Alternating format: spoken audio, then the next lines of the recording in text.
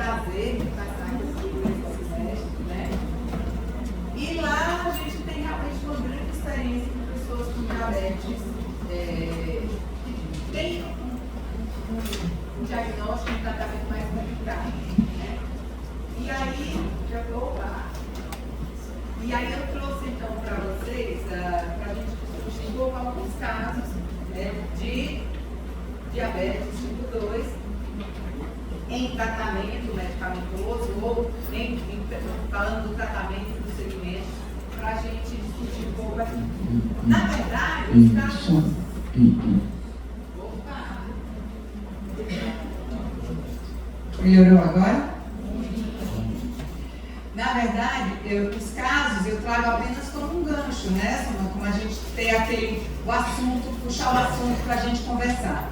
Mas o que eu queria aqui é que a gente tivesse a oportunidade aí de a gente tirar as dúvidas de vocês, que vocês fiquem bem à vontade. O que a gente tiver que discutir, para mim, é o que é importante. Na verdade, assim, eu não mandei ainda as questões de prova, então a gente vai, o que a gente discutir aqui na aula é o que vai valer, tá certo? Então vamos lá. Primeira, eu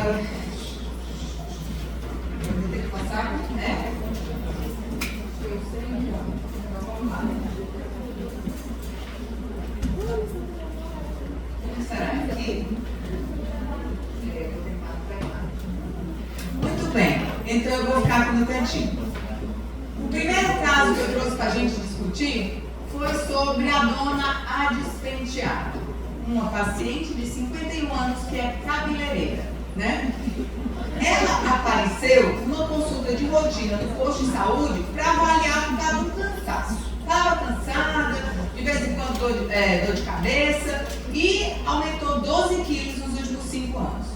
Não tem nenhuma restrição alimentar, come fruta às vezes, na verdade assim, ela quando dá para comprar, ela compra, né? E tem, né? E verdura ela não come. É sedentária, dorme tarde, acorda muito cedo, porque antes dela sair, ela tem que deixar pronto já o almoço da família, né? Já que ela vai trabalhar o dia inteiro, só volta à tarde. Já engravidou 4 vezes, 3 partos, um aborto.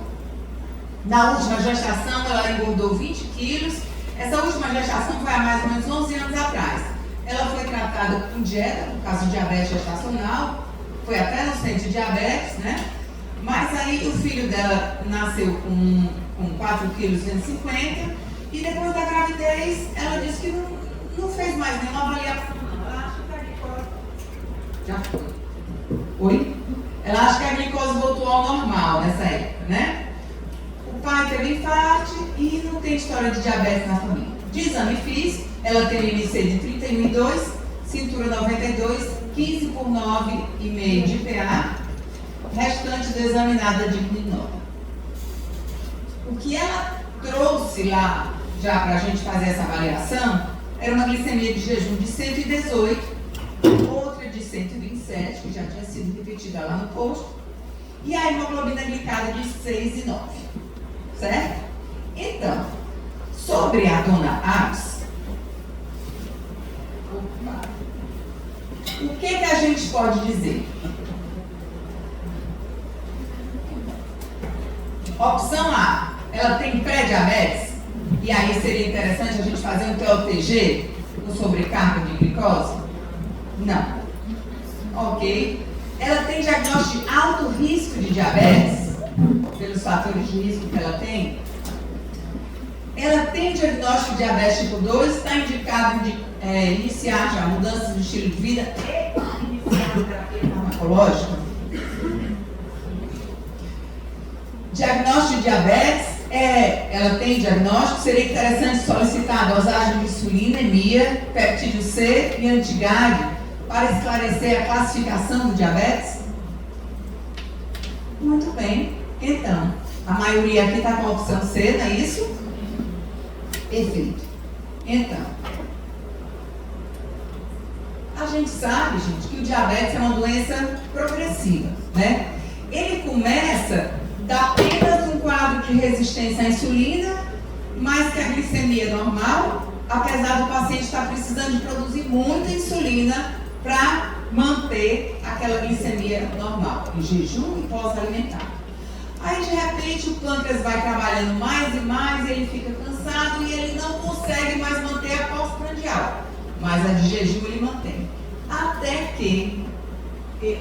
a de jejum, ele começa a não mais conseguir manter abaixo de 100. E aí sim, a gente começa a ver nos exames as alterações da tolerância à glicose, né? Então, a gente tem aqui, né, um quadro mostrando as fases, que ele começa com intolerância, hiperglicemia pós-prandial, e aí vem a fase inicial, que é feito o diagnóstico, quando essa paciente já tem uma glicemia um pouco elevada, que é o que a gente tem aí com a dona Ades Penteado. Pelas diretrizes da Sociedade Brasileira de Diabetes, essas são então as formas que a gente faz o diagnóstico. Lembrar que o diagnóstico é estabelecido pela identificação da hiperglicemia, né? Então não é, ela tem um Roma alto que eu fiz diagnóstico de diabetes. Não, eu tenho que ter hiperglicemia. Um paciente que tem apenas uma alteração da resistência à insulina, ele pode até ter pré-diabetes, tecido metabólico, mas o diagnóstico de diabetes é feito pela identificação da hiperglicemia. E por isso, as formas de fazer são através da glicemia de jejum, do TOTG ou da hemoglobina glicada, né? Ou de uma glicemia ao acaso acima de 200. Algumas situações é recomendado o rastreamento em pacientes assintomáticos. Vocês sabem quais são essas situações? Vamos lá, dicas. Na gestação. O que mais? Paciente obeso, hipertenso, que tem fatores de risco em geral. Sim, né? Então, assim, diabetes é uma doença, gente, que ele passa muito tempo assintomático. E aí o rastreamento de pessoas assintomáticas, ele está indicado para você fazer o diagnóstico precoce do diabetes, sem dúvida, né? Qual é o sintoma que a dona Ades tem aí de diabetes? Clássico.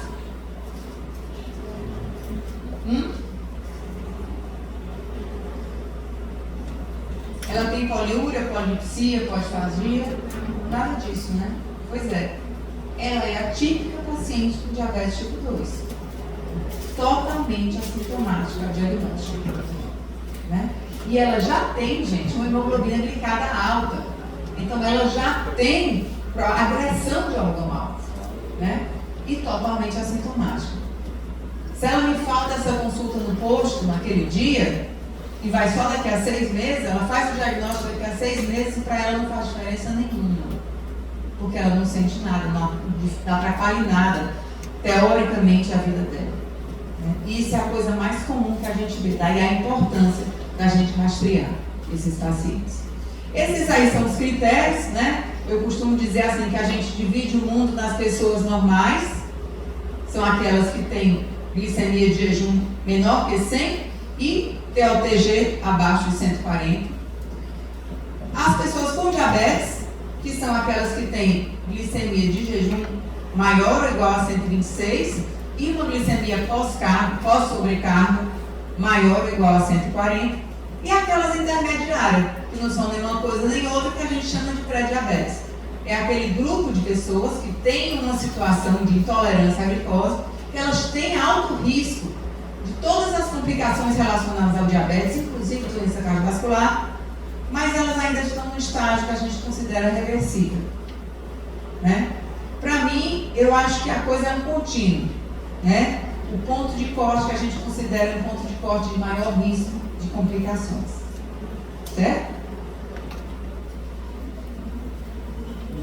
Como é que a gente trata diabetes? O básico são as mudanças de estilo de vida, sem a menor dúvida, né? Quando é adicionado a elas o tratamento medicamentoso, que deve ser feito de ajuste, de acordo com o paciente, né? E a monitorização e o acompanhamento dessa situação de risco. Eu trouxe para vocês um estudo que foi muito comentado. A gente teve agora recentemente um fórum de atualização e inovação em diabetes, teve alguns de vocês que estiveram lá, e foi muito comentado a história da prevenção do diabetes ou da reversão do diabetes. Será que o diabetes tipo 2 é uma doença reversível, né? E aí muito se fala nesse estudo, foi o estudo direto. Esse estudo foi nas unidades básicas de saúde do Reino Unido, né, que ele pegou um grupo grande de pessoas que tinham recém-diagnosticado diabetes. E aí, uma parte, ele fez um tratamento intensivo em cima de um aspecto importante do diabetes, sabe qual é? O peso, né? E do outro grupo foi feito um tratamento convencional, como a gente sempre recomenda, cuidar de peso, cuidar da alimentação, fazer medicamento e tal, enfim, normal. E o que ele viu foi o seguinte, que aqueles que foram feito um tratamento intensivo conseguiram perda de peso de pelo menos 15 quilos. E esses aí, houve a remissão do diabetes, ou seja, uma hemoglobina glicada abaixo de 6,5, por 2 anos seguidos, sem remédio, né? E um bom percentual, ó, aos 24 meses, 11% do grupo das pessoas que tinham conseguido perder peso de forma significativa, não tinham mais, não precisaram mais de remédio, não precisaram de remédio por 2 anos. Tudo normal. Então a gente pode dizer que o diabetes é reversível? Pois é. É interessante para ver o quanto o peso faz diferença. O que acontece, gente, é que no follow-up, no segmento desse estudo, essa reversão do diabetes foi totalmente atrelada ao peso. E quando as pessoas começaram a voltar a engordar, o diabetes começou a voltar a aparecer, né? Então eu trouxe o estudo direto porque eu acho uma coisa muito importante para a gente ver o quanto que é a diferença. E às vezes a gente tem um familiar, uma pessoa, um paciente que diz, mas o diabetes não tem cura, tem controle. Pois é, continua assim. Mas eu vi um trabalho que o diabetes tipo 2 é reversível. É reversível se eu fizer de conta que eu tenho diabetes e cuidar desse meu peso intensivamente, que é o principal fator de risco, né? Na hora que eu voltar àquela situação adversa, todo o meu metabolismo não sustenta, não aguenta a sobrecarga, que é a resistência à insulina do aumento de peso. Um outro estudo muito interessante, que também foi discutido lá, o segmento dele, é em relação à atividade física. Esse trabalho, eles fizeram uma meta-análise, pegando assim um monte de dados de atividade física, de pessoas, de um monte de estudo que tinha por aí, né? E aí, aqui tem 8.000 pacientes, né? Ele avaliou combinação de exercícios, resistido, aeróbico, tudo que for, independente do tipo, né? E aí, o que ele viu foi que assim, quando você, só em fazer exercício, só em ter exercício físico de rotineiro, né? Essas pessoas têm uma diminuição na hemoglobina glicada, independente de ajuste no tratamento. Quer dizer, o exercício faz diferença sim. E o exercício dá um condicionamento muscular que ele consegue manter o ganho que você tem por mais tempo, né? O exercício, ao sobrepeso, a obesidade, você perde imediatamente assim que você voltou. 1 quilo a menos faz diferença, 1 quilo a mais também faz. O exercício físico, o condicionamento muscular, ele demora um pouco mais de tempo. Entendeu? Quanto que isso é importante, né?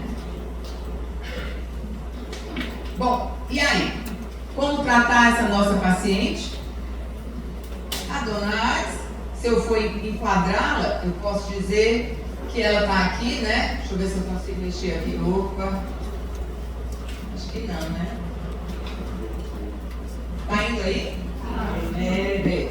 Então, a dona Ais tem uma hemoglobina glicada abaixo de 7,5, né? Então, e não tem, está totalmente assintomático, então seria interessante entrar com monoterapia com metformina. Gente, deixa eu perguntar uma coisa. Vocês não se questionam se eu estou falando aqui que exercício físico e dieta vale a pena? Por que é que eu tenho que dar remédio para ela? Se ela nunca tomou e ela não faz exercício e não faz dieta?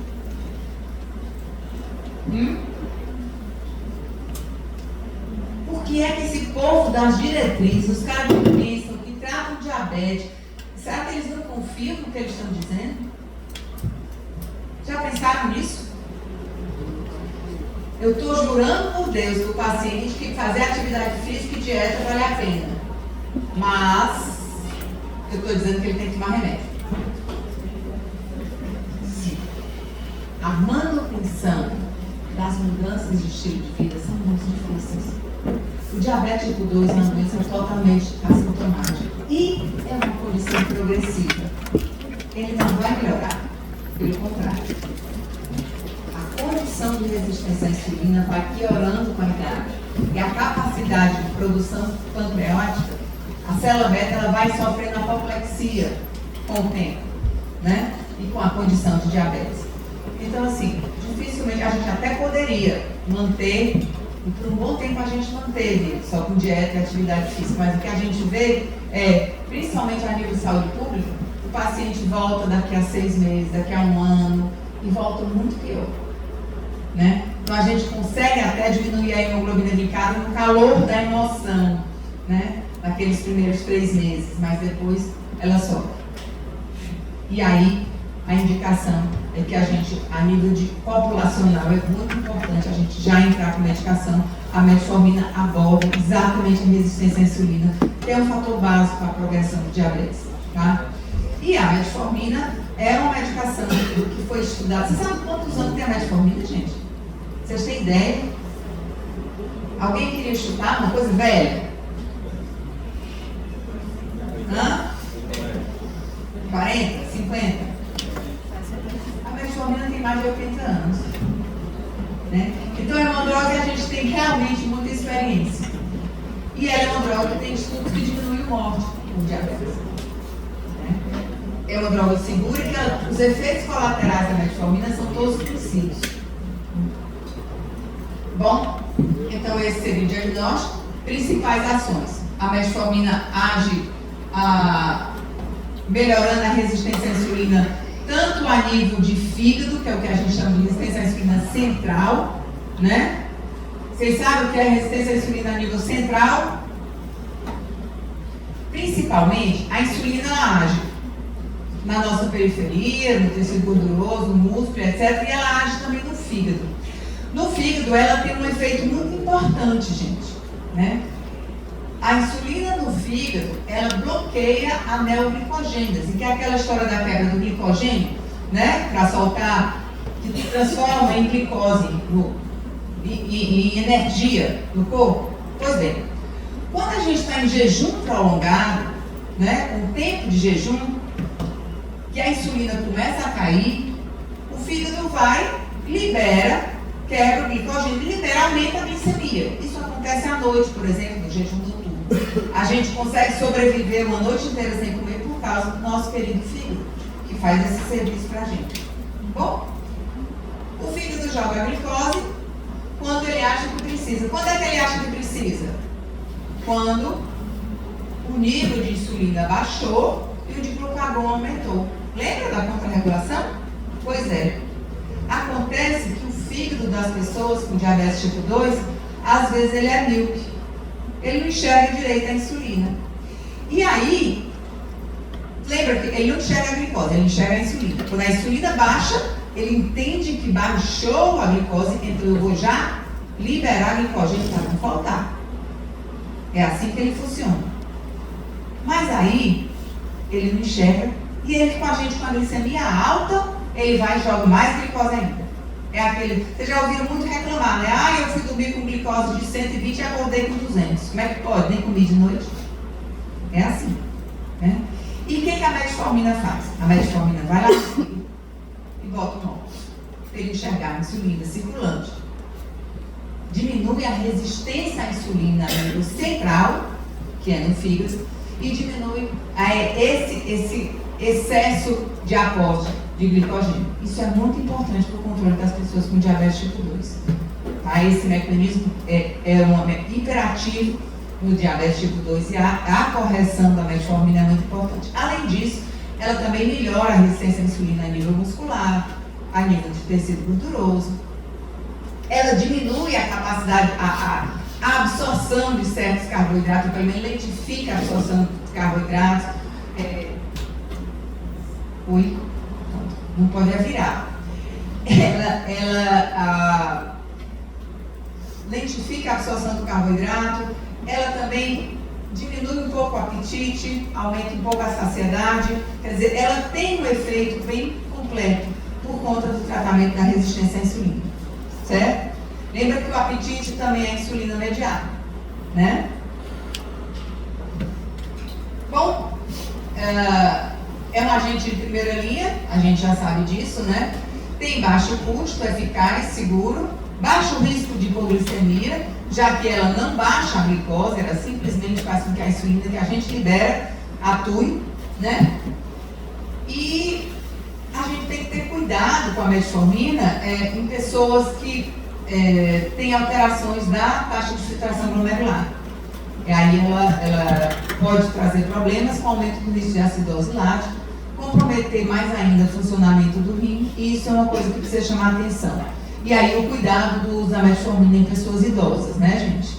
Isso é uma coisa importante. Estudos sugerem que em torno de 5% das pessoas não toleram a metformina. Geralmente está mais ligado àquelas pessoas que têm outras intolerâncias alimentares, intolerância à lactose, né? E é uma coisa meio que de flora bacteriana intestinal, né? Infelizmente existe, e essas pessoas que o têm, coitados, é muito complicado, porque a metformina é um medicamento excelente. Bom, vamos para o segundo caso. Eu vou agora falar para vocês a história do senhor Oscar Amelo. O senhor Oscar, ele tem diabetes há 3 anos, já usando metformina 2 gramas por dia. E é hipertenso, usando losartana 100 miligramas por dia. Ele foi lá na consulta falar que, apesar de ter sido orientado MEV, ele tem dificuldade muito grande de seguir a dieta devido ao seu trabalho, com aumento importante de peso. Na verdade, ele é confeiteiro e fala que tem muita dificuldade de seguir a dieta porque tem muita coisa boa na frente dele, né? Ele também não consegue fazer atividade física, pois tem que chegar muito cedo ao trabalho. Ele não tem história de desconforto precordial, nada disso, tá tudo bem. E ele estava falando também durante a consulta, assim, muito feliz, que ele acaba de ser chamado pela Nestlé para ser consultor de uma nova linha de bombons caramelados. Então ele estava muito feliz, né? Mas ele queria estar saudável, né? Ele queria estar bem para cumprir essa nova fase da vida dele. De exame físico, 13 por 9,5 de pressão, 35 de NC, discreto edema de membros inferiores, pressão, glicemia de 154, pós-prandial de 197, com 8,4 de hemoglobina glicada. Um clínice legal, retina normal, TGO, TGP normal, e a preocupação dele realmente era controlar o diabetes, controlar a pressão, também controlar o peso, né, que ele acha que ia aparecer mais na empresa, uma coisa que ele, né, na empresa de produtos alimentícios, ele assim, mais gordinho não ficava muito legal na posição dele, e que ele ia ganhar um salário melhor, né? Então, aí são as condições que a gente podia ajudar. E aí essas são as opções que a gente teria, e eu queria saber de vocês qual a melhor opção, pensando no senhor Oscar Amelo. Suspender a metformina, prescrever análogo de insulina, esquema basal bolus. Pode ser? Por que não? A insulina não ia conseguir baixar a glicemia do seu Oscar? Sim.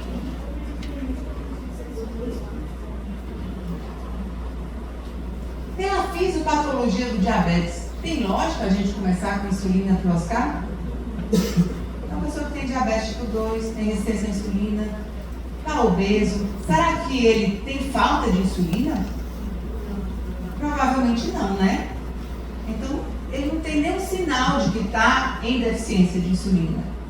Então, para ele, talvez não fosse principalmente essa opção de tirar a metformina, né? Manter a metformina e associar uma sulfonilureia. E aí? Vocês sabem o que faz a sulfonilureia? Sulfonilureia é um grupo de medicamentos que ela atua ligando-se aos receptores sulfonilureicos da célula beta-pancreática e ela estimula de forma tônica a produção de insulina. Ou seja, eu aumentaria a insulinemia desse paciente. E aí? Será? Bom, não faz sentido pela fisiopatologia. Ele melhoraria do controle glicêmico com a sulfonilureia? Sim, né? Mas será que ele melhoraria do peso? Absolutamente não, né? Bom, trocar a metformina para uma formulação combinada fixa com inibidor de SGLT2. Vocês lembram o que é o SGLT2? Sim, esse daí é um medicamento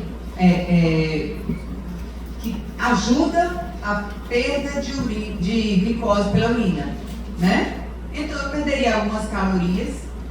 E aqui eu estou falando de combinação fixa. Tem vantagem, gente? Ao invés de eu tomar 2 comprimidos de metformina pela manhã e 2 à noite, e mais um comprimido, sei lá, da dapagliflozina, eu tomaria um só pela manhã e um só à noite, com combinação fixa, né? Eu troco 5 por 2. Vantagem, né? E aí, além disso, iniciar análogos do GLP.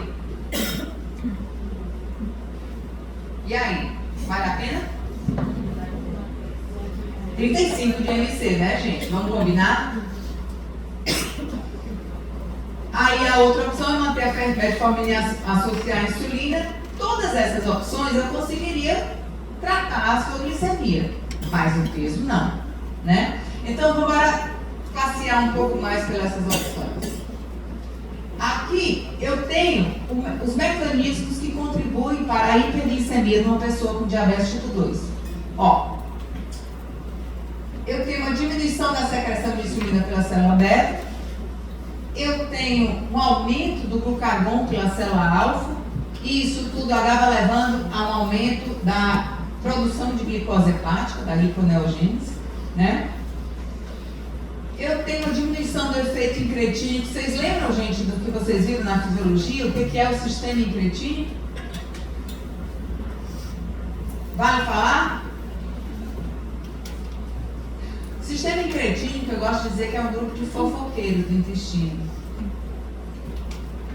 Quando a gente come, antes mesmo da glicose ser totalmente absorvida e subir a glicemia, o intestino já é capaz de perceber a composição rica em carboidrato daquela refeição, né? E liberar hormônios que são o GIP e o GLP. Esses hormônios saem correndo de lá do intestino e vão lá no pâncreas. Aí ele diz: ei, pâncreas, é o seguinte, carboidrato está chegando aí, glucagon, baixa, que você não é mais necessário fazer sua ação hiperglicemiante, ou insulina começa a subir, porque a glicose vai subir e precisa passar para dentro da célula. Então, ele é um fofoqueiro que antes da glicose subir, ele já está mandando o pâncreas se preparar para isso. Ele é o primeiro sistema de defesa da gente contra a hiperglicemia, né? E é um sistema que está extremamente prejudicado na maioria dos pacientes com diabetes tipo 2. A terapia baseada em creatínica, ela modificou totalmente o jeito da gente entender, da gente olhar para a pessoa com diabetes tipo 2. Olha, vocês podem imaginar que quando eu fazia residência, e até depois disso, né, a gente tratava o diabetes tipo 2 só assim, ou trata a resistência com a metformina, ou estimula o pâncreas a produzir extra insulina com a sulfonilureia, e era só, né? E hoje a gente tem um entendimento muito maior, e aí vocês veem aqui, ó, eu tenho medicamentos que agem em diferentes pontos, porque eu tenho um entendimento, deixa eu ver se eu consigo aqui, ó, eu tenho um entendimento em locais diferentes, eu vou desistir, em locais diferentes do corpo onde há defeitos, onde há prejuízos funcionais que levam à hiperglicemia, né? A nível de pâncreas, na produção de insulina, a nível de pâncreas, na hiperprodução de glucagon, a nível de fígado, na dificuldade de perceber o ajuste de glucagon e insulina, a nível de trato gastrointestinal, dificuldade de manusear o sistema incretínico, a nível de tecido adiposo, um aumento da lipólise, um aumento da produção de citocinas inflamatórias que aumentam a resistência à insulina. A nível de rim, o rim do diabético acaba hiperreabsorvendo glicose e aumentando mais ainda a glicemia, né? E aí vai. E a captação de glicose periférica também é diminuída. Além disso, ainda existe um lugarzinho que a gente cada vez mais tem prestado atenção no diabetes tipo 2. Ó, a pessoa com diabetes tipo 2, ela também tem uma dificuldade de perceber uma coisa básica para o equilíbrio energético da gente. É o equilíbrio da sensação de fome e saciedade. Esse equilíbrio, ele é mediado pela insulina, né? E a resistência à insulina também, a nível hipotalâmico, altera a composição desses neurotransmissores e o paciente com diabetes, ele demora mais a se sentir saciado, né? Então, não é aquela coisa, o cara tem um mau hábito, aí come demais, é glutão, come demais, não sabe parar. Sabe, não sabe mesmo, sabe, gente? Não sabe por quê? Porque é metabólico, é químico, né? Ele não sabe porque ele não consegue perceber quando o corpo dele já consegue se manter e acaba precisando de mais. Ele sente aquilo mesmo, né? Não é de mau hábito. Eu vou acabar caindo com esse monte de coisa aqui no meio. Deixa eu só descer isso daqui pra cá.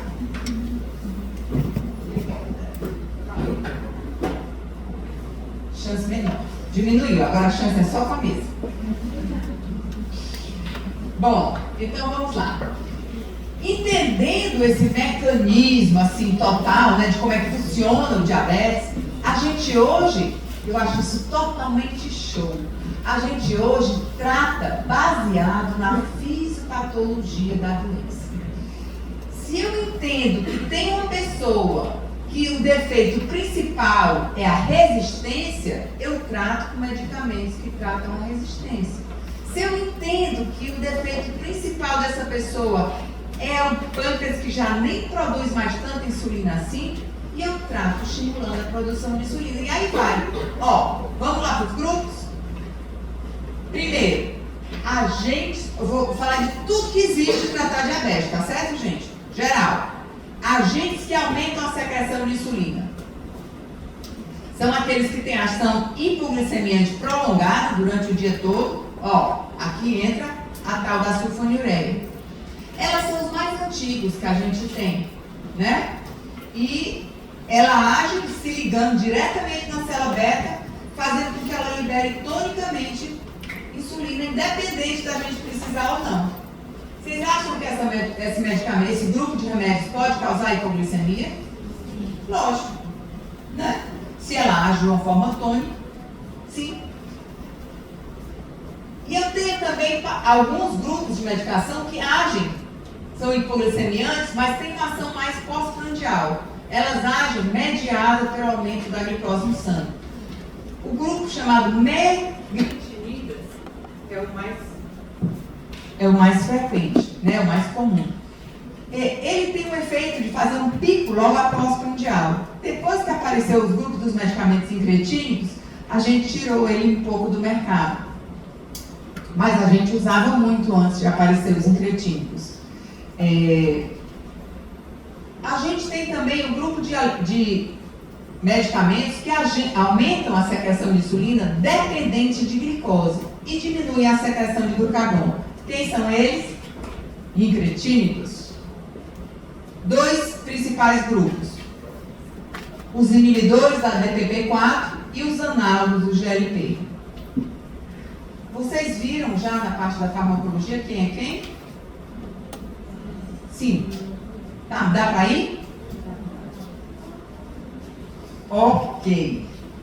Bom, análogo é fácil, né? Análogo é aquele, é o cara feito em laboratório, né? Que a gente injeta e faz uma ação como se fosse o GIP e o GLP, né? E o inibidor da DPP-4 é um pouco mais complicado. Vamos ver se depois a gente fala um pouco mais sobre ele? Aí eu tenho também o grupo dos agentes que não aumentam a secreção de insulina. Olha só. Esse grupo aqui é capaz de provocar muita hipoglicemia? Não, gente. Não é. Porque a função dele não é aumentar a insulina. É fazer com que a insulina que o paciente tem já seja aproveitada. Ok. Um paciente que está numa fase que não tem mais nenhuma produção de insulina no corpo, adianta eu dar metformina? Se eu estiver dando insulina de fora, adianta. Mas eu preciso da insulina de fora. A metformina por si só não chega lá e vai baixar a glicose. Ela age mediada pela insulina. Tá?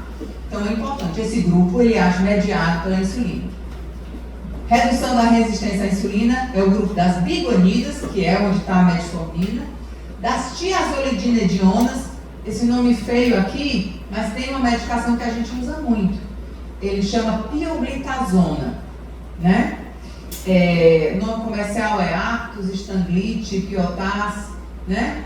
Ela é também uma medicação muito útil, muito importante para tratar a resistência à insulina. Aquelas que promovem a glicosúria, chamam as glifosinas, que são os inibidores do SGLT2, né? Que elas estimulam a perda urinária de glicose. Aquelas que reduzem a absorção intestinal de carboidrato, representante aqui os inibidores da alfa-glucosidase. Temos comercialmente no Brasil um chamado acarbose, né? Que chama Glucobai, ou enfim, acarbose como nome geral, né? A gente usa pouco esse medicamento, apesar de ser interessante, porque o potencial dele de baixar a glicose é pequeno, já que a inibição não é muito potente assim. Vamos dizer que você come assim 100 gramas de carboidrato e ele diminui em 30% a absorção. Então você teria só 70, mas só sobra 30, né? Se tu comeu 100, absorveu 70, sobrou 30, não é isso? E por onde é que ele deu esses 30? Pois é, só que o carboidrato a nível intestinal, ele é uma fonte de energia, não é isso? E as bactérias intestinais vão se utilizar e vão quebrar e vão fermentar aquele carboidrato. Então o efeito colateral dele é muito chato, que é gases, né? E aí por isso a gente usa pouco. A gente usa mais assim, idoso, né? Em alguma situação, porque ele é uma coisa que nem é absorvida, então ele é muito tranquilo, mas é desconfortável, né? E os agentes combinados, que são aqueles que usam um com o outro. Se você vê, a maioria das drogas que existem para diabetes, hoje em dia tem ela combinada no mesmo comprimido, por exemplo, com a metformina, mas já existem várias outras combinações bem interessantes. Os princípios da terapia combinada de agentes oral. É importante desde que seja... você pode acrescentar diferentes classes, né, que sejam complementares. Não teria sentido eu usar, por exemplo, 2 medicamentos que estimulam a produção de insulina. Mas é interessante um que estimula a produção e outro que trate a resistência, entendeu? Então é mais ou menos por aí, né? E aqui, gente, isso daí é tudo que vocês precisam aprender sobre medicamentos para tratar diabetes. Com esse quadrinho aí, se vocês soubessem, já pode ir para casa e tal, certo? Então vamos lá. Aqui eu tenho as principais classes, né? E aí, como é que elas, assim, os principais efeitos dela em relação ao tratamento? A metformina tem alta eficácia, não tem ação hipoglicemiante, é neutro em relação ao peso, né? Não é injetável e tem um custo baixo. Se eu tenho um paciente que eu tenho dificuldade, por exemplo, em relação ao custo, eu tenho que escolher os medicamentos que são verdinhos na coluna do custo, certo? Ok? Se eu tenho um medicamento que eu tenho uma limitação, porque, por exemplo, é um paciente que tem convulsão, né, toma anticonvulsivante, ou é uma criança, ou é um idoso, eu tenho que tomar cuidado, porque eu tenho que escolher um medicamento que tenha baixo risco de hipoglicemia, certo? Então, isso daqui é importante. É muito importante a gente escolher o tratamento adequado para aquele paciente, sabendo O que é importante, né? E quais são os seus riscos? Então, vamos lá. Para o nosso paciente, voltando para o senhor Oscar, eu preciso de um paciente que principalmente ajude a perder peso, não é isso? Então, onde é que está essa coluna aqui? O SGLT2, o análogo, né? Que ajudam a perder peso, e a metformina que é neutra. Bom, tá aqui onde eu vou escolher, ó. Eu vou escolher nesse grupo aqui, ó. Tá? E eu devo evitar a pioglitazona, a sulfonilurease e a insulina, já que o meu objetivo é ele perder peso. Certo? Então, vamos lá. Aqui, a gente tem um esquemazinho sobre os análogos do GLP, né, como é que eles agem. Eu acho que essa classe de medicamentos é muito interessante, porque ela tem revolucionado assim, totalmente a ideia da gente de tratamento de diabetes. Eu me lembro que a gente dava aula muito glicocêntrica, né, centrada na história de baixar a glicemia, de controlar a hemoglobina glicada. A gente sabe a importância que é você controlar o peso para conseguir controlar o diabetes, é fundamental. Só que até pouco tempo a gente não tinha medicamentos que fossem efetivos, gente, para tratar o diabetes e tratar o peso. Pense aí que no SUS, nossos pacientes para tratar diabetes eu tenho o quê? Metformina e sulfonilureia. Para aqueles que já passaram comigo lá no centro de diabetes, sabem as angústias que é quando a gente chega. Eu estou olhando aqui as carinhas de uma que a gente sofreu recentemente, né? Do que a gente olha? A gente olha para o paciente e diz assim, puxa, mas seria tão legal se a gente pudesse fazer isso, mas a gente não tem, né? Bom, e hoje em dia a gente sabe, né? E a gente tem algumas medicações. E eu acho que cada vez mais esses grupos de medicamentos novos vão ficar mais baratos, mais acessíveis, se Deus quiser um dia, né? Aqui, ó, eu tenho os análogos do GLP, as funções que ele faz, né? Então, ele tanto diminui, eu vou para cá. Então, ele diminui a velocidade de esvaziamento gástrico, então o paciente come e se sente uma plenitude mais rápida. A mensagem para o sistema nervoso central dizendo, olha, tá bom, chega mais rápido, né? Ele também promove, ajuda nesse distúrbio que o diabético tem em relação à saciedade, o apetite, né? Agindo a nível central. Ele vai mais rapidamente lá, avisa para o pâncreas que precisa liberar a insulina e precisa bloquear o glucagon, porque a comida está chegando, né? Então, ele age de uma forma bem bacana em relação a isso. Ele age bem completo, tanto ao nível de sistema nervoso central, intestino e pâncreas, né? Então é muito bom, porque tanto ele melhora a glicemia, como ele trata a obesidade. Vocês têm ouvido falar, né, das novas classes de análogos que está chegando aí, né? Que tem um potencial muito elevado de baixar peso. Isso é muito interessante, isso vai fazer uma grande diferença. Até que ponto vai ser, eu não sei. Mas a gente não tinha, gente, até pouco tempo atrás, quando a gente falava de drogas para tratar a obesidade, eu acho que vocês já tiveram aula disso recentemente, né? A gente dizia assim, perde 5% do peso corporal, beleza, né? Hoje em dia a gente está lançando aí um medicamento que ele consegue perder até 20% do peso corporal e manter, né? Isso é uma grande diferença. Aí você diz, doutora, eu tenho 120 quilos, eu queria ficar com 70, né? Aí a gente está falando de outra coisa, a gente está falando diretamente da obesidade, mas em termos metabólicos, os primeiros 5% são aqueles que fazem mais diferença metabolicamente falando no teu organismo. Né? Bom, e aqui um esquemazinho para falar do inibidor do SGLT2, né? Que a gente já disse. A glicose passa, né? E aí o aumento do SGLT2 aumenta, estimula a glicosúria, né? É mais ou menos assim que acontece, né? E então, para o senhor Oscar, a sugestão seria então trocar a metformina para uma formulação combinada fixa e de inibidor do SGLT2 com metformina e iniciar análogos. Certo? De acordo, gente? Vamos adiante. Aqui, só para vocês terem uma ideia dos nomes comerciais, eu acho interessante, vocês como assim, profissionais de saúde têm que ter uma noção deles. Isso aí é livre nas diretrizes brasileiras de diabetes. Gente, tem um aplicativozinho da SBD que ele é gratuito.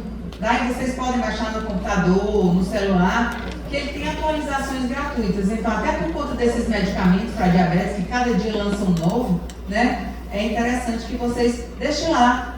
Daqui a pouco vocês vão ser internos e já médicos do posto de saúde de Urucubaca do Norte, descobrindo o que vocês vão fazer para dar ao paciente e tentando descobrir o que é que aquele paciente que veio lá no postinho do Apivida está tomando, né? Porque são cada coisa que a gente não sabe.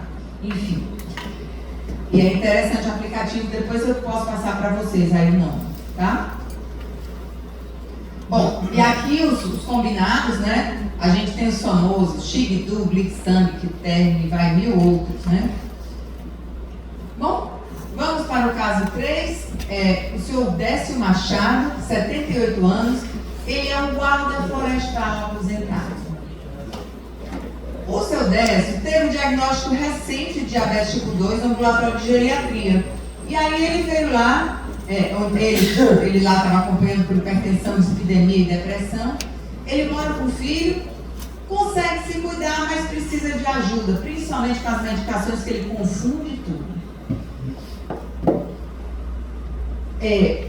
Depressão, e ele tem também dificuldade de lidar com as finanças, né? O exame físico, pressão 12/7 e IMC de 26,2. Glicemia jejum de 117, pós-prandial 202, e é uma coisa típica que a gente vê do idoso, do diabetes do idoso, eles têm exatamente a perda da primeira fase de produção de insulina, e aí eles fazem um pico pós-prandial muito elevado com a injeção de carboidrato. Hemoglobina glicada de 8,2. Então, dentre as opções abaixo, qual grupo de drogas vocês acham que teria maior facilidade de ele usar com menor risco de efeitos adversos no tratamento do diabetes no seu Décio? Vocês têm ideia aí? Olha aí o que a gente tem. A gente tem aí a insulina, a sulfonilureia, ação prolongada, o inibidor do DPP-4 ou o análogo do GLP? O que vocês acham? Análogo do GLP. Qual é o IMC do seu Décio? 26. Sarcopênicozinho, né? Pressão do seu Décio? 12/7. Será, hein? Pode ser uma ideia. É uma boa dica. O que mais? Aí eu vou conversar com o filho dele. Outra opção aí, ele tem também umas dificuldades com as finanças, né?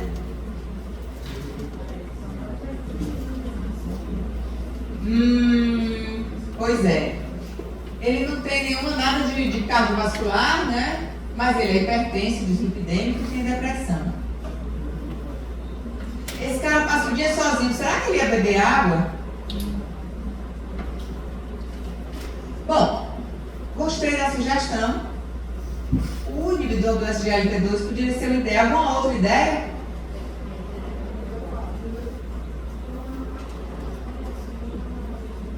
O inibidor do DPP-4 poderia ser bem interessante. Na verdade, o tratamento baseado em creatina, ele cobre especialmente os picos pós-prandial de glicose, que está bem na cara aí do seu Décio, né? E ele me pareceu um cara meio turrão, assim, desses que não tem, né? Desses que não ajudam muito e etc. Vai beber água, tá bom, né? Enfim. E aí, o que a gente poderia ser interessante para ele? Os inibidores do DPP-4 são drogas que melhoram, né, o controle glicêmico com baixíssimo risco de hipoglicemia, mesmo quando ele é associado à metformina, né, e sensibilizadores de insulina.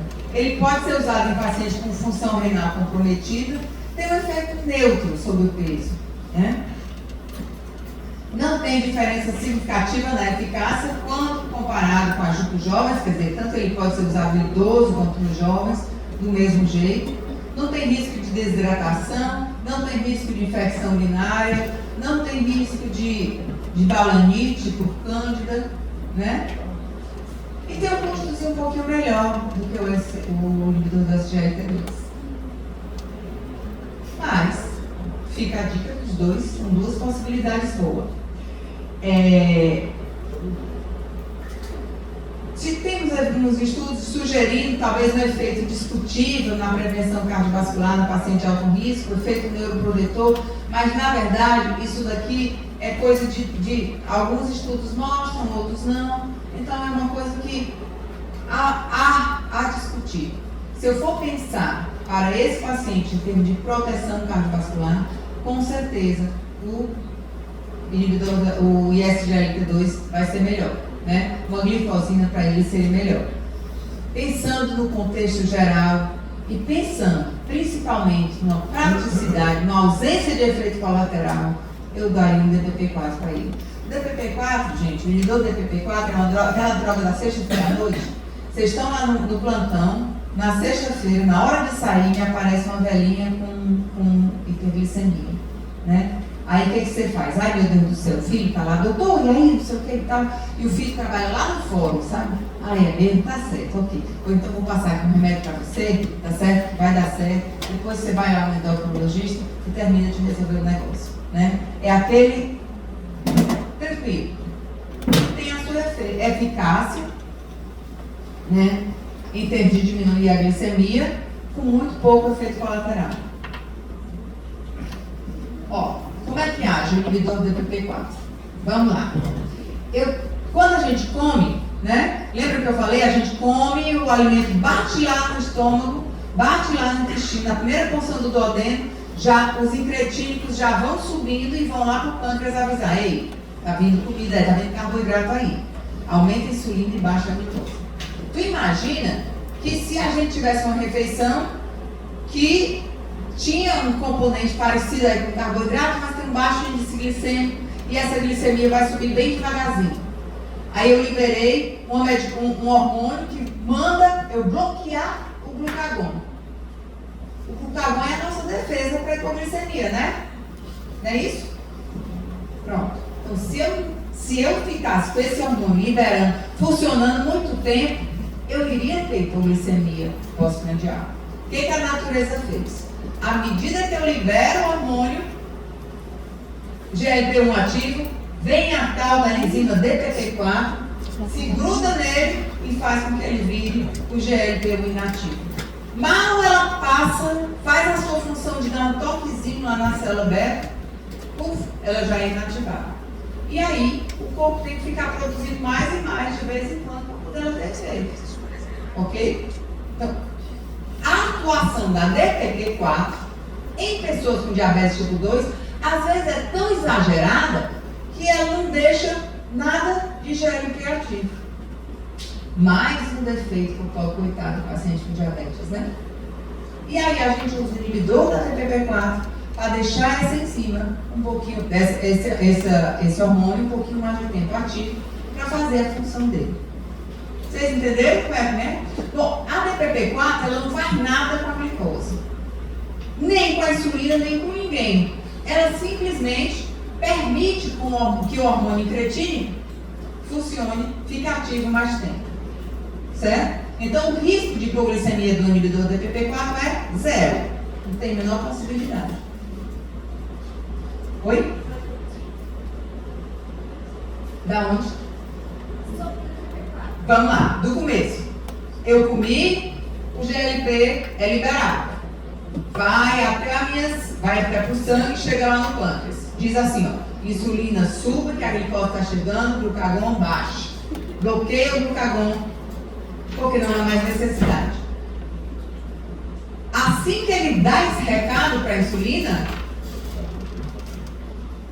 a enzima DPP-4 se liga nele e bloqueia a sua ação. É transformado o GLP ativo em GLP inativo. Certo? Essa é a função da DPP-4. Um tempo médio de 1 a 2 minutos ela é capaz de fazer isso. Certo? Então, essa é uma proteção que a gente tem para por causa de hipoglicemia pós-prandial, se eu não tivesse a DPP-4 funcionante. Tá? Bom, mas aí, eu estava dizendo que ela não tem efeito direto na glicose. Ela tem um efeito indireto e indireto, porque ela age no hormônio que estimula, entendeu? É lá longe, né? Então, vamos lá, entendeu agora? Perfeito? Então, vamos lá. E esse aqui é a ação do inibidor do DPP-4. Olha que bonitinho, ó. Você come, libera GLP, GLP ativo, DPP-4 inativo. O DPP-4 faz assim, ó, o inibidor, certo? Ele bloqueia e aí o GLP continua, tem um aumento de 80% da sua ativação. Muito bem. Ixi, eu fiz errado. Pronto. Então, aqui no caso do seu Décio Machado, que é um guarda florestal aposentado, a gente preferiu usar para ele então o inibidor do DPP-4. Mas com certeza que se eu tivesse aqui a opção de dar o SGLT2 também seria uma ótima opção. Aqui são os DPP-4 que a gente tem, é um monte, inclusive já tem novos aí. Agora tem mais um, hoje foi me visitar no consultório, o Suganon, que é uma outra evogliptina, que ainda a gente não tinha no mercado nessa época. Bom, vamos para mais um caso. Essa mocinha é a Esther Elisa, ela é auxiliar de enfermagem e tem 42 anos. Tem diabetes há 3 anos, tomando metformina desde o diagnóstico. Mas ela tem uma dificuldade danada de usar metformina por conta do desconforto gastrointestinal. Tentou até trocar pela formulação XR, não adiantou nada. Há 3 meses ela vem apresentando muita diarreia quando toma metformina, principalmente na dose prescrita de 2 gramas ao dia. Ela observou perda de peso de 1,8 quilos desde a última consulta, há 6 meses atrás. De exame, 11/8 de pressão e IMC de 21,1. Glicemia de jejum de 118, pós-prandial de 187, hemoglobina glicada de 8,1. Lembra? Ela é auxiliar de enfermagem. Vocês têm ideia de qual é o salário do auxiliar de enfermagem? Melhor não ter. E aí, a gente vai perguntar qual seria a melhor opção terapêutica que podemos ter no momento, sabendo de todas as condições da Esther. Manter o tratamento da metformina, aumentando para 12,5 gramas e associando loperamida e bloqueador de H2, pode ser? Difícil, hein? Faz um tempo que a bichinha tenta. Sugerir o uso da sulfonilureia de ação prolongada ou inibidor do DPP-4, pode ser? Pode, né? Eu acho que aí o inibidor do DPP-4 seria perfeito, né? Infelizmente ele é caro, né? Trocar para análogo de GLP injetável, tu acha que vai? Nem que fosse de graça, né? Ela tem 21 de MC. Se eu fizer um GLP, um análogo aí, não dá certo, né? Suspender a metformina e iniciar a insulina, devido à idade da paciente. Eita, idade. O que tem a ver essa pergunta, hein? Tem alguma coisa a ver? Gente, tem. Porque muitas pessoas ainda pensam que diabetes é classificado pela idade, né? Em que pessoas que são jovens com diabetes, são diabetes tipo 1, tem que tomar insulina, e pessoas mais velhas com diabetes tipo 2, tem que tomar remédio. E as coisas não são assim. A gente tem trabalhos epidemiológicos aí publicados no International Diabetes Federation, mostrando que hoje em dia, por exemplo, no Japão, a principal causa de diabetes em criança já é o diabetes tipo 2, com resistência à insulina, né? Por conta dessa obesidade, do tipo de alimentação. Então, não é regra, tá? Presta muita atenção. Isso daí não é uma coisa, talvez para a gente seja tão óbvio. Graças a Deus vocês têm acesso ao conhecimento e à informação. Então, vamos lá. Sim. O DPP-4 ou a sulfonilureia seria uma possibilidade, até porque, diferente daqueles outros pacientes, por exemplo, lembra do seu Oscar? Ganhando peso cada vez mais? não tinha a menor cara dele estar precisando de nada com insulina, né? E muito menos a dona Agnes Penteado. Mas a Esther Elisa, ela talvez esteja precisando sim, porque ela está perdendo peso, né, gente? Ok. Bom, a sulfonilureas, como eu já falei para vocês, é uma medicação que se liga no receptor SUR1 da célula beta pancreática, aumentando de forma tônica a liberação de insulina, né? Reações adversas, o paciente que toma sulfonilureia, ele vai ter hiperuricilemia, independente de estar comendo ou não. Então ele tem que ter uns horários de alimentação, preste atenção nisso, horários de alimentação fixos. Eu não posso deixar uma pessoa que eu prescrevi uma sulfonilureia, uma glicazida, uma glibenclamida, pular refeições. Porque se ele estiver bem controlado, ele vai ter hipoglicemia, tá? Pensa aí, a gente prescrevendo aí a torta e a direita, sulfonilureia, glibenclamida para esses motoqueiros aí, eita. Enfim. De efeito colateral também, esse classe de drogas, gente, foi mostrado, né? Sabe aqueles estudos que viu aí, que vocês falaram, do KPDS? O KPDS mostrou que com 5 anos de uso da sulfonilureia, as pessoas com diabetes tipo 2 já começam a entrar em exaustão pancreática. Por quê, doutora? Porque assim, ó, pensa que é uma coisa que, através de um medicamento, o pâncreas está produzindo, sendo hiperestimulado a produzir insulina tonicamente, né? É que nem eu ter um digitador, que ele começa com aquelas LE e tal, e aí continua. Vai ter uma hora que ele não vai conseguir mais funcionar, né? Então é a mesma coisa, tá? Então por conta disso, a sulfonilureia leva mais facilmente à exaustão pancreática. E esse slide foi tirado agora do fórum que teve aí na semana passada, falando do fluxograma de tratamento do diabetes tipo 2 no SUS, né? E esse é o fluxograma preconizado. Paciente assintomático, com fatores de risco, diagnóstico recente, começa-se com a metformina, mudança de estilo de vida.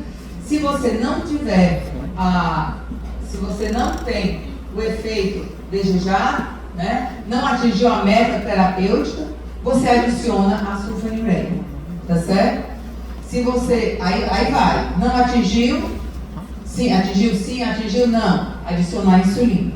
Se esse paciente tiver doença cardiovascular diagnosticada ou mais que 65 anos, você também começa com a metformina, também adiciona a sulfonilureia, mas o terceiro passo aqui não é mais insulina, é adicionar o análogo do SGLT2, tá certo?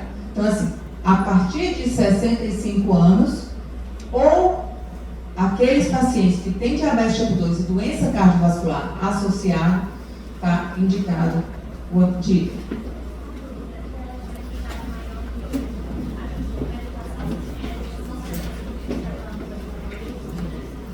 Ela é uma paciente que estava sem fazer tratamento, né? A sulfonilureia, deixa eu mostrar, eu acho que tem aqui próximo.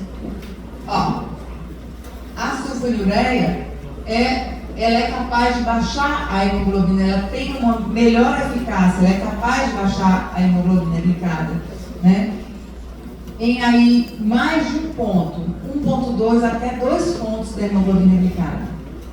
Então é possível da gente atingir a meta com só com a sulfonilureia.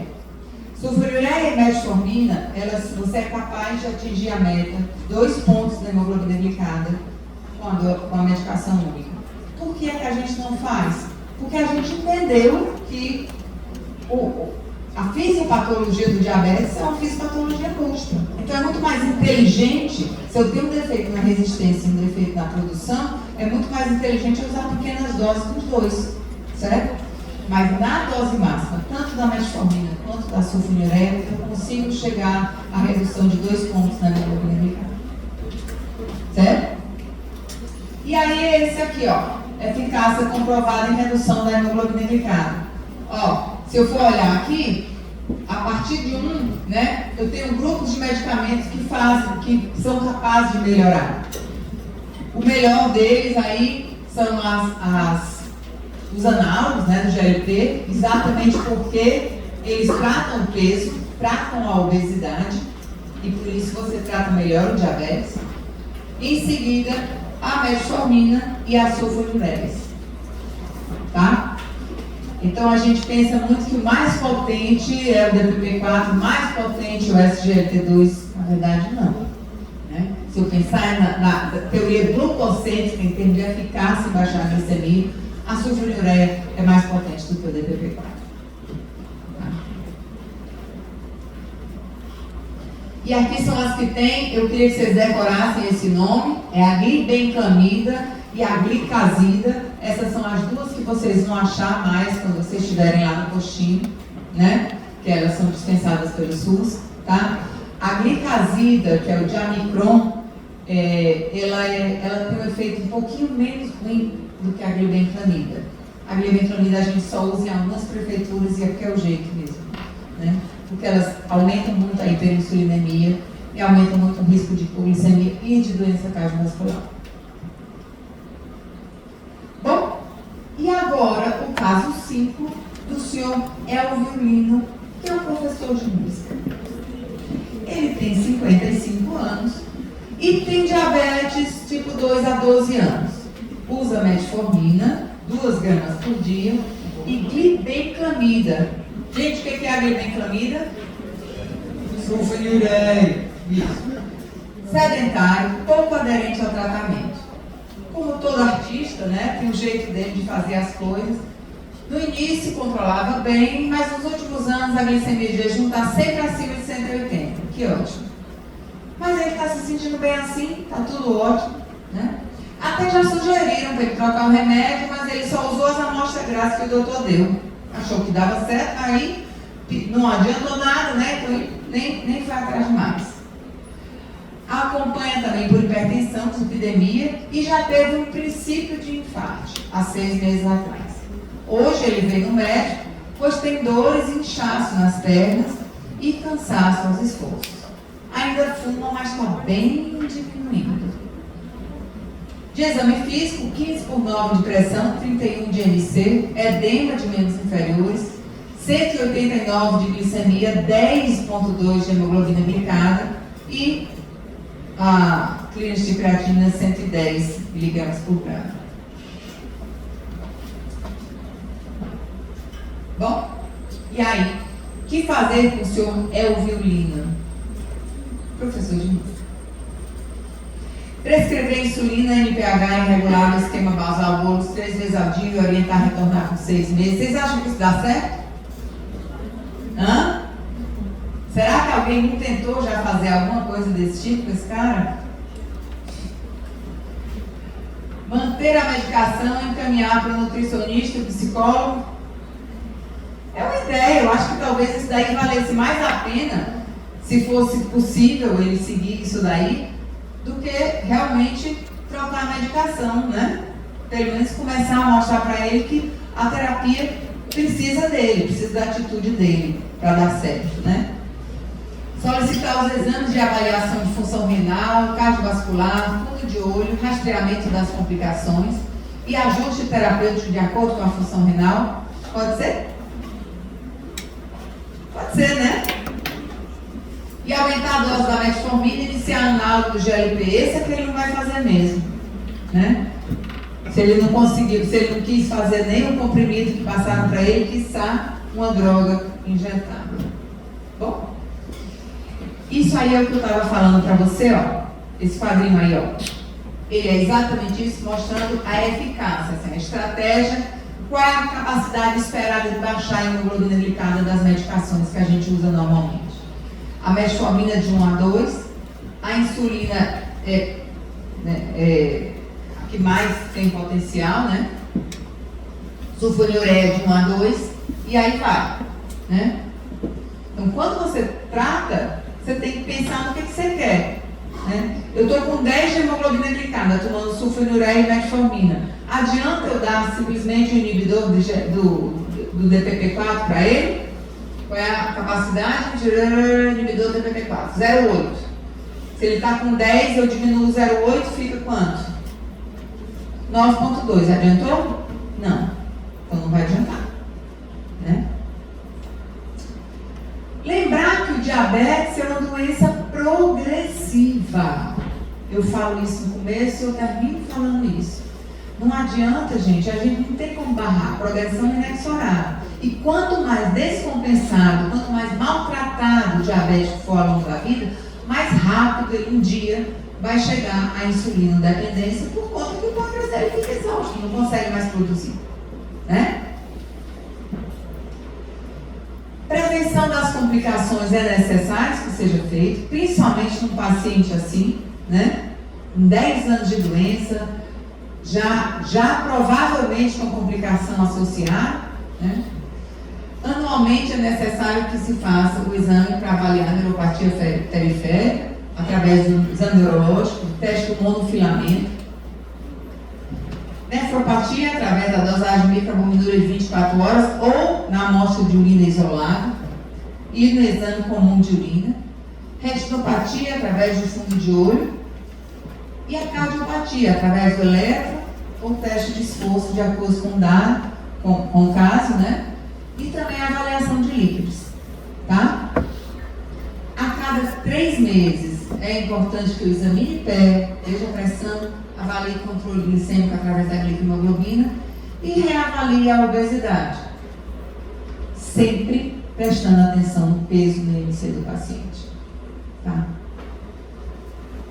Bom, então, o Sr. Elvio, a opção foi essa, né? Da gente tentar, até para conversar com ele, para conseguir conquistar ele a se tratar, a gente mostrar para ele que o diabetes pode trazer riscos mais sérios, e aí fazer um rastreamento das complicações crônicas, né?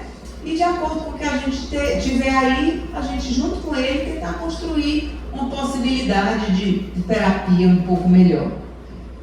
Vocês acham que para ele, para um paciente dessa forma, né?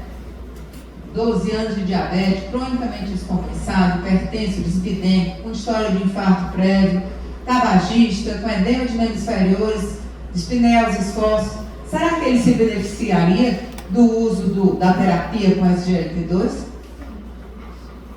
Pois é, são exatamente para essas pessoas que a gente, e que foi desenhado o novo PCDT, né?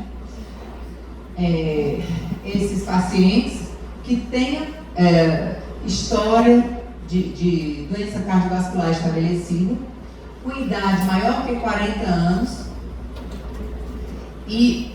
ou homens acima de 50 anos, ou mulheres acima de 60 anos, com alto risco de desenvolver doença cardiovascular, eles têm indicação e eles têm como receber essa medicação pelo SUS.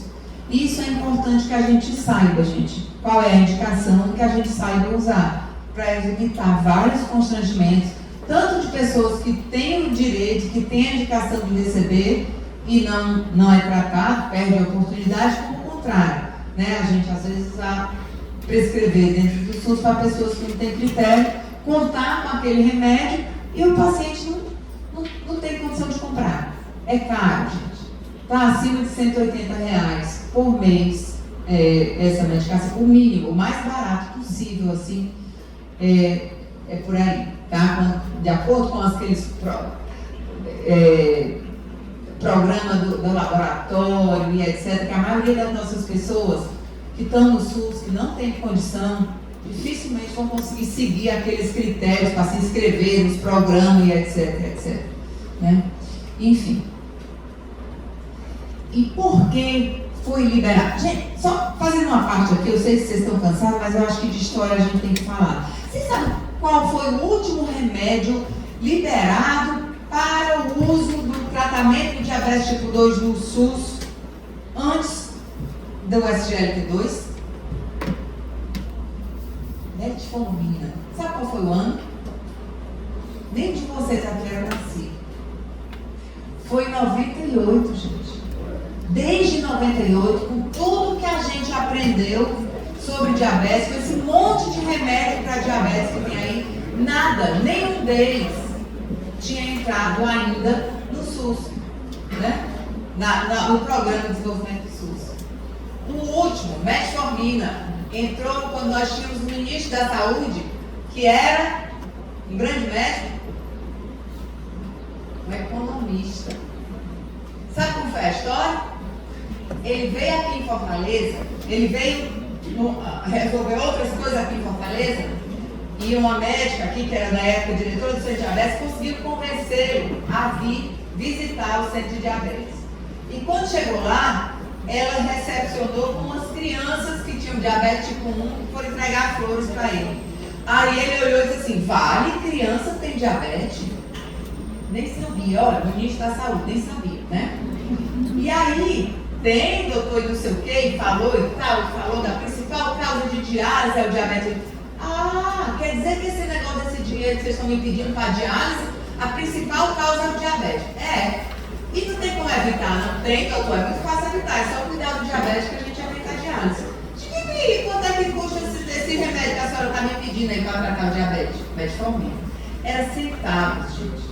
Eu acho que, se eu não me engano, era 3 centavos, eu não sei nem qual era o dinheiro naquele tempo. E aí ele olhou assim para a cara da doutora, que na época era presidente da Sociedade Brasileira de Diabetes, e era um cearense, disse assim: doutora, veja lá no meu escritório na quinta-feira, a gente vai conversar sobre isso.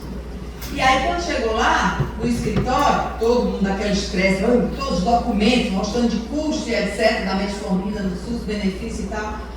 Aí ele olhou assim para o pessoal: por que vocês não fizeram essas contas, não? E foi assim. Foi assim, simplesmente assim, entendendo qual é a conta, né? Que aí a metformina passou a ser liberada no SUS. Que antes era comprada. Quem comprava a metformina no SUS? Imagina você tratar paciente com diabetes tipo 2 só com insulina e sulfonilureia, gente. Aqueles caras bem gordão, chegando lá com a barriga desse tamanho, pressão alta, a gente dizia assim: olha, o senhor tem que fazer dieta, tem que perder peso, tome aqui 20 unidades de insulina, sulfonilureia. Até maldade, né? Mas era assim que a gente fazia. E aí, gente, por isso que vocês têm ao redor da família, da vida de vocês, do consciente coletivo, aquela história de que o diabetes infarta, diabetes engorda, diabetes tudo morre. Por quê? Era assim que a gente tratava antigamente. Graças a Deus, hoje vocês vão ver no mundo que o entendimento da doença é diferente, né? Agora o que está faltando é a gente, profissional de saúde, saber usar esses instrumentos. E aí a responsabilidade, é aqui agora, né? Então por isso vamos aprender. Esses daí são os estudos mostrando que o tratamento com o ISGLT2 diminui evento cardiovascular, diminui morte, né? E aí por isso tratar a principal causa de morte das pessoas com diabetes tipo 2 é evento cardiovascular, e tratar evento cardiovascular diminui mortes por diabetes. Ponto. Reduz hospitalização por insuficiência cardíaca congestiva em pessoas com diabetes. É uma coisa que está aumentando cada vez mais a insuficiência cardíaca por disfunção diastólica nessas pessoas, né? Isso provavelmente por conta da obesidade. Mais uma ação do inibidor do SGLT2 em cuidar, né? E também reduz desfechos renais, reduz insuficiência renal, reduz progressão. Antigamente, a gente olhava para um diabético que estava começando a perder o rim, aí a gente dizia: tem que cuidar, tem que fazer dieta, baixar a proteína, fazer aquilo, e ficava esperando, né? Hoje em dia não, gente. Hoje em dia a gente tem como cuidar, como prevenir, como tratar. Tanto pelo DPP-4 como por outras classes de medicação, né? Que a gente já está sendo liberado, inclusive, no nosso país. O custo é alto? É. Mas a gente vai chegar lá. E onde pegar dapagliflozina no SUS? E eu preciso que vocês saibam disso. Todos vocês precisam saber disso. Ah, doutora, eu não quero saber não, porque você é oftalmologista. Ah, é? Pois é, você é o primeiro que tem que saber, né? Porque teus pacientes, muitos deles vão vir daí. Né? Bom, o componente especializado, quer dizer, é o paciente que, por exemplo, que é atendido no centro de diabetes, ele recebe através da LME, né? Pessoas com mais de 40 anos, com doença cardiovascular estabelecida, significa que ele tem um antecedente de infarto, ou tem uma angina instável, ou teve um AVC, né? E homens com mais de 55 anos, ou mulheres com mais de 65 anos, com alto risco. Quem são os pacientes diabéticos que têm alto risco de ter doença cardiovascular? Dislipidêmico, hipertenso, obeso. Mais ou menos qual a proporção que vocês acham? 10%? 15%? Hã? Quantos? Pelo menos 80% das pessoas com diabetes. Né? Exatamente. Na farmácia popular ele já está disponível com coparticipação, né? Em pessoas com 65 anos ou mais, qualquer diabético com mais de 65 anos, ou pessoas que tenham diabetes e tenham doença cardiovascular estabelecida, precisa o médico fazer um laudo, né? Para que ele anexe no seu protocolo. E lembrando, pessoas que estão participando do programa Bolsa Família recebem gratuitamente, não tem coparticipação, certo? Por isso que eu falo que é tão importante para vocês saberem disso. São vocês que vão estar lá no postinho vendo essas pessoas, né? Então lembrar de prescrever para não perder essa oportunidade, tá? Bom, e aí vamos lá em mais um casinho raro de acontecer. O nome dela essa daqui foi atendida pela doutora Amparo. E o nome dela é Dona Maria das Dores Fortes. Ela tem 80 anos, acompanha por diabetes, hipertensão, dislipidemia e depressão. Ela falou lá para a doutora Amparo, que estava atendendo ela, que tem dor de cabeça de vez em quando e tem umas hipoglicemias esporádicas, principalmente no final de semana. Olha só, engraçado, por que será no final de semana? Ela observou também que o uso das medicações é em horário irregular. Ela contou para a doutora Amparo que às vezes tomava, às vezes dependia da hora da filha, né? A filha trabalha e estuda e era a filha que aplicava insulina. E também, assim, ela tomava os remédios, todos os remédios tinha na farmácia. Quando faltava na farmácia, não tinha como tomar, né? Bom, de exames, 9,8 de hemoglobina glicada e uma glicemia de jejum de 68, estranho, né? Opa! Colesterol total de 268, e isso tomando o quê? Aí a doutora Amparo foi fazer um recordatório da receita dessa moça, né? Na receita tinha metformina XR, 500 miligramas, 3 comprimidos. Vamos fazer nas contas. Glibetamida, 5 miligramas, 2 comprimidos no café e 1 no jantar, 6. Insulina NPH, 8 unidades antes do café e 14 ao deitar, mais 2. Hipertensão, losartana, 50 miligramas, 2 vezes ao dia, 10. Amlodipina, 10 miligramas pela manhã, 11. AS, 12. Simvastatina, 2 comprimidos à noite, 13, 14.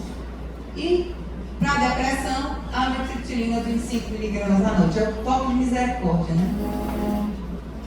Então, era esse o caso da Dona Maria das Dores Fortes. E aí, qual a melhor análise que a gente poderia fazer desse caso aqui, da Dona Maria? Opção A, as medicações estão em doses inadequadas, por isso que ela está com a hemoglobina glicada tão alta, então a gente pode sugerir à doutora Amparo aumentar as doses das medicações orais, já que ela estava tomando só 3 de glibenclamida e a dose máxima é 4, só 3 de metformina, a dose máxima é 4. O que vocês acham? Pode ser? B, a medicação está adequada, porque a glicemia dela está normal, só orientar as medidas para evitar que ela tenha hipoglicemia. Os exames não são compatíveis com o quadro clínico. Solicita novos exames e manda ela voltar daqui a 4 meses para ver se deu certo.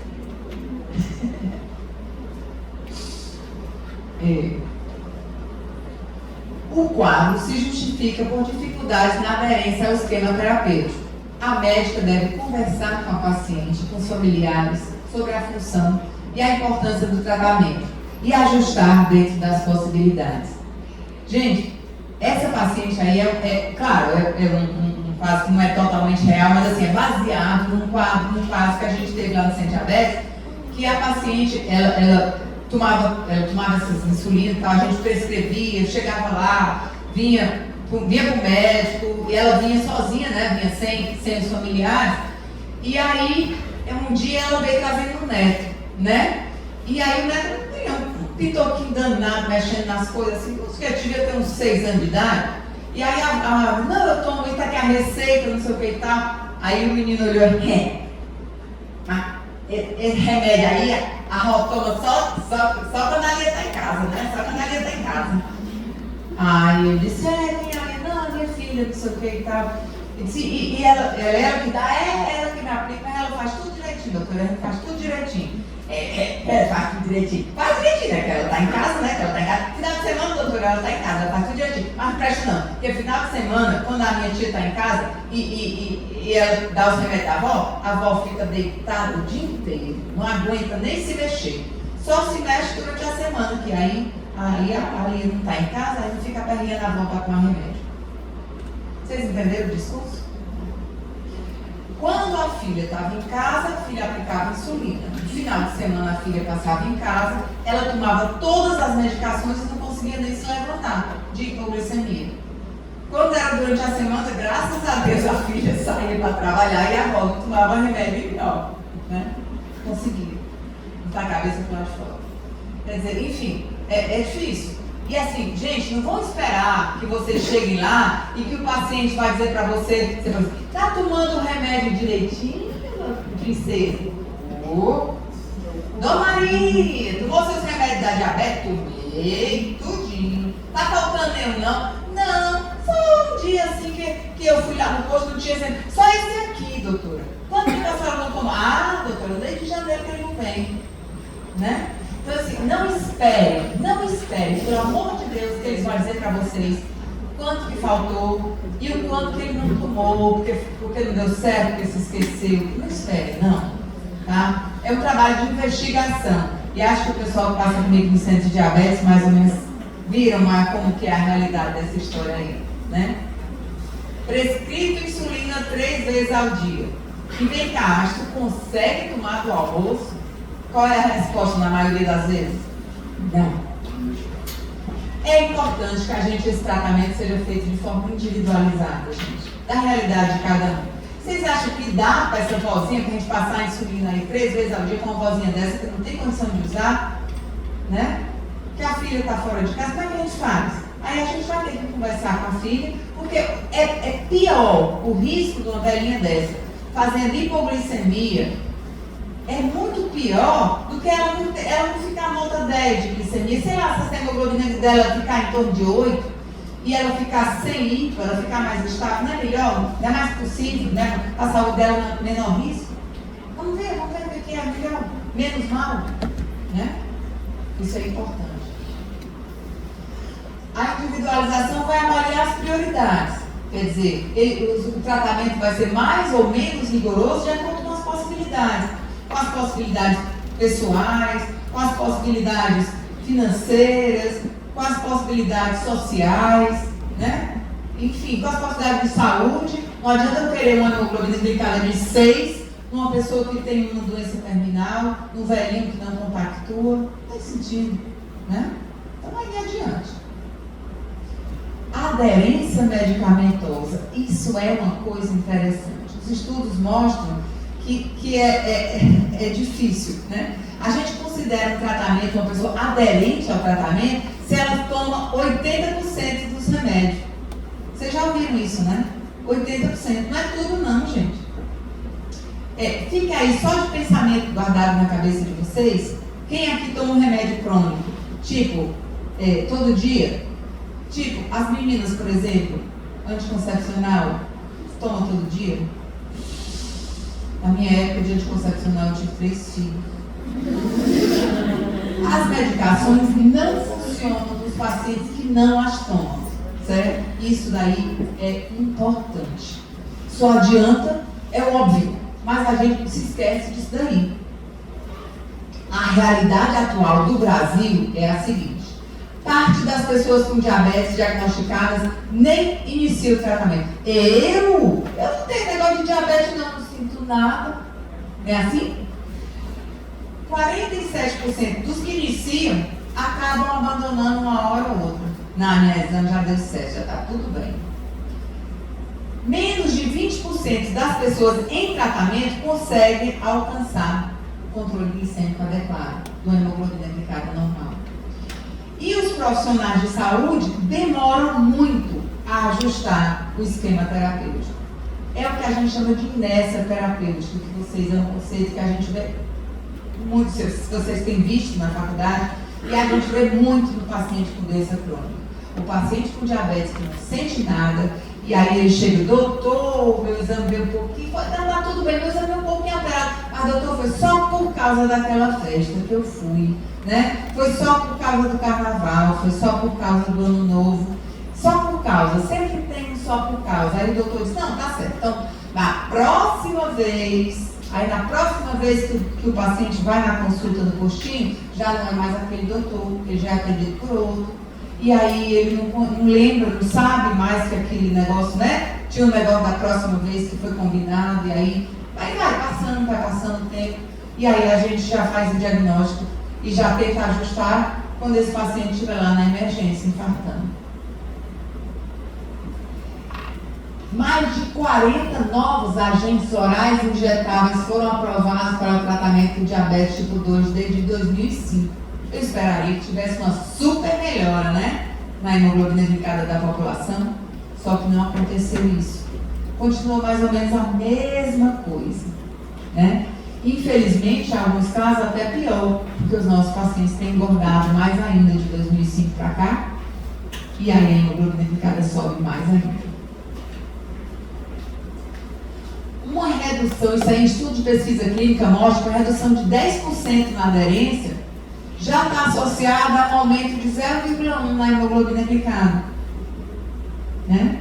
Então, se você prescreve comprimido 3 vezes ao dia e ele toma 2, vou esperar quanto de diferença? E aí aqui mostra que assim, nos estudos clínicos, a hemoglobina glicada, a potencial de baixa de hemoglobina glicada de uma medicação é X. Quando você fala no mundo real, é outra. Exatamente por conta da diferença que é a aderência. O controle glicêmico no Brasil é bem complicado. No Brasil, 2 em cada 10 pacientes apresentam, em tratamento para diabetes, apresentam hemoglobina glicada menor que 7. Né? Isso é um número terrível, gente. E aí, eu vou terminar só com um relatozinho. Aqui, a Dona Maria das Dores, a gente já viu, né? Então, o que a gente precisa, realmente. Eu vou terminar com um relato de um último caso aqui que apareceu lá no Centro Diabetes. Isso aí foi ano passado, estava arrumando essa aula, e aí apareceu a conversa da farmacêutica aqui sobre esse paciente aí. É o seu Caio Rolando da Rocha, 57 anos. Ele faz acompanhamento com diabetes tipo 2, hipertensão e dislipidemia, em tratamento com metformina, glibenclamida, lodipina, idapamida, simvastatina. Ele veio na UBS para receber as medicações.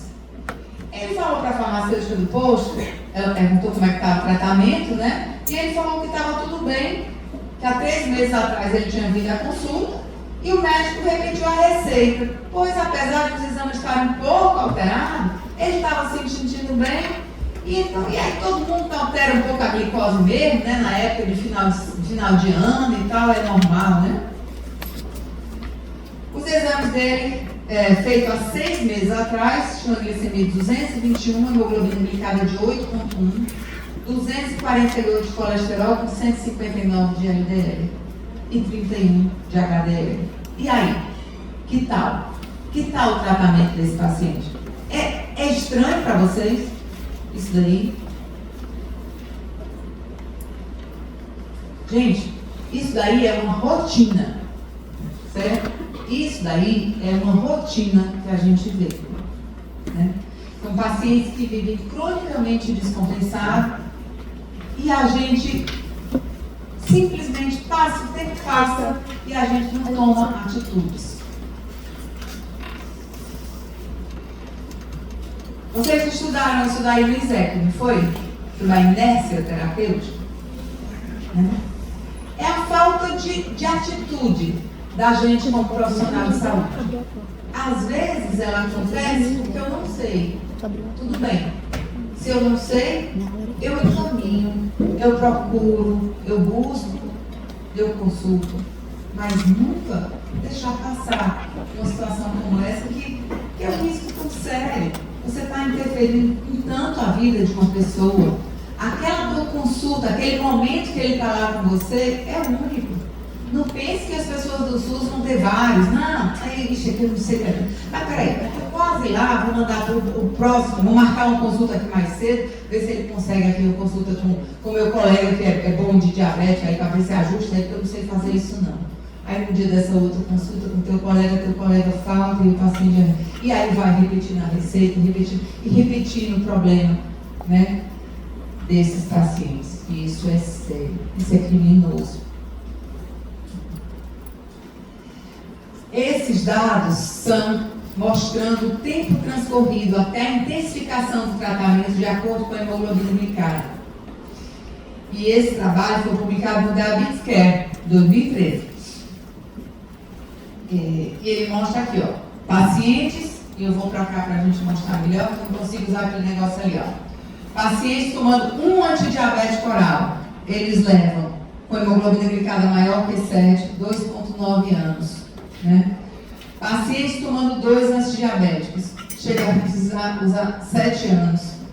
Pacientes tomando 1, 2 ou 3 diabéticos antidiabético oral para intensificar e usar insulina, 7 anos. Descompensado, para que até que seja feita a intensificação, ou adicionar um medicamento a mais, ou trocar o esquema terapêutico para um mais eficaz, né? E nesse trabalho, também publicado com dados brasileiros aqui em 2018, né, foi uma revisão sistemática de 53 artigos, né?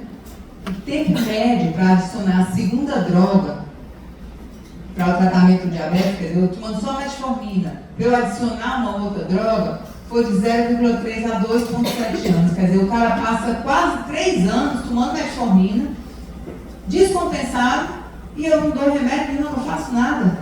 Ah, porque vai melhorar, porque doutor, mas só essa vez, né? Menos de 50% dos pacientes receberam a intensificação do tratamento em 12 meses.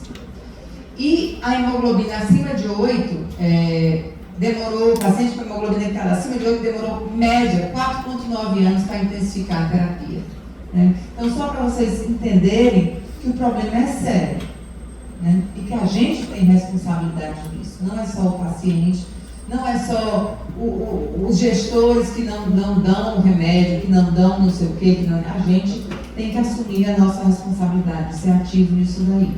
Não tem esse, eu tento aquele. Não consigo isso, eu vou para lá, mas alguma coisa eu tenho que fazer, né? E a gente precisa muito aí mudar esse panorama do tratamento de diabetes. Todo mundo junto, né?